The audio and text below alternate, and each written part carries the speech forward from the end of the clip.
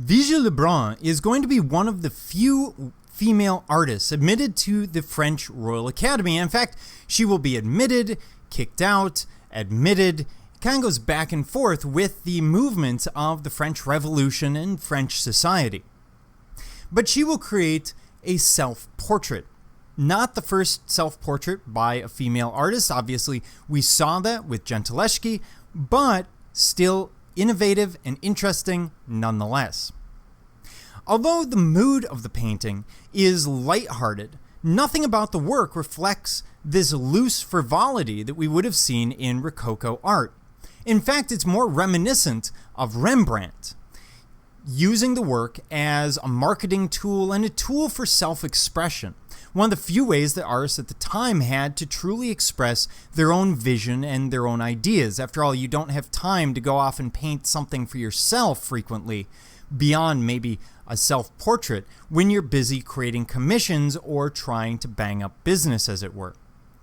So here we see the artist close up, proud of her station in the French art world. Now, she was unusual in that she had financial and artistic independence. She was able to work throughout Europe. She was never really one who had to be concerned with money. She also brings women out from behind the still life and into the realm of male artists. After all, the idea of a female portraitist is kind of rare. We've seen it in the past, but we don't see it all that often. After the French Revolution and the adoption of stricter sexist laws and norms, she was removed from the academy, although this did little to dampen her career.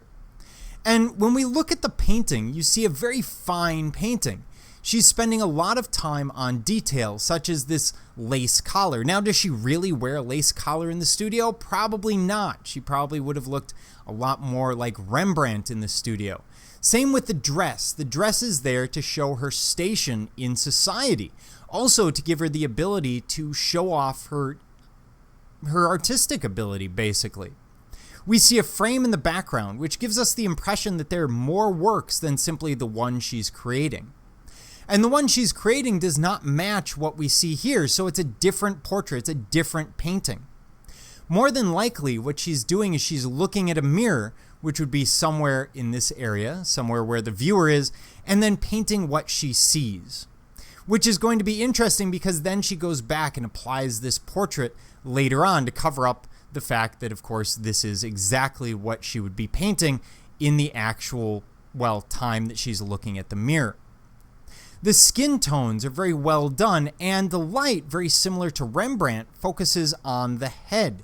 The idea of art as an intellectual pursuit, as well as the hand, art as craftsmanship. The brushes and palette are there as symbols as much as anything else. You're really not reading into it.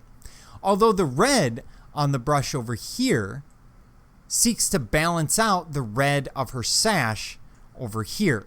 Obviously, balance is always something we need in art. And the way to think of it is imagine that we have one of those scales like you see justice depicted with. And here I'm going to draw it very poorly because I'm using a mouse on a computer and not a pen on paper.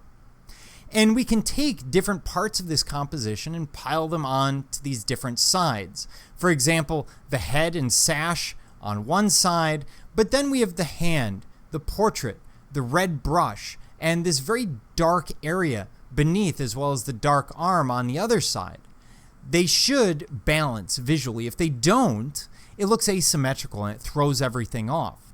So she's showing her composition. She's showing her brushwork, the hair that's incredibly detailed, the collar that's incredibly detailed. She's doing exactly what we've seen other artists do in still life. She's just doing it in self-portraiture. And again, this is in one part self-expression, in one part marketing, showing off her skills and abilities, and equally, it's trying to get across to the world the role of a female artist and her overall abilities while capturing her likeness and who she is as a person.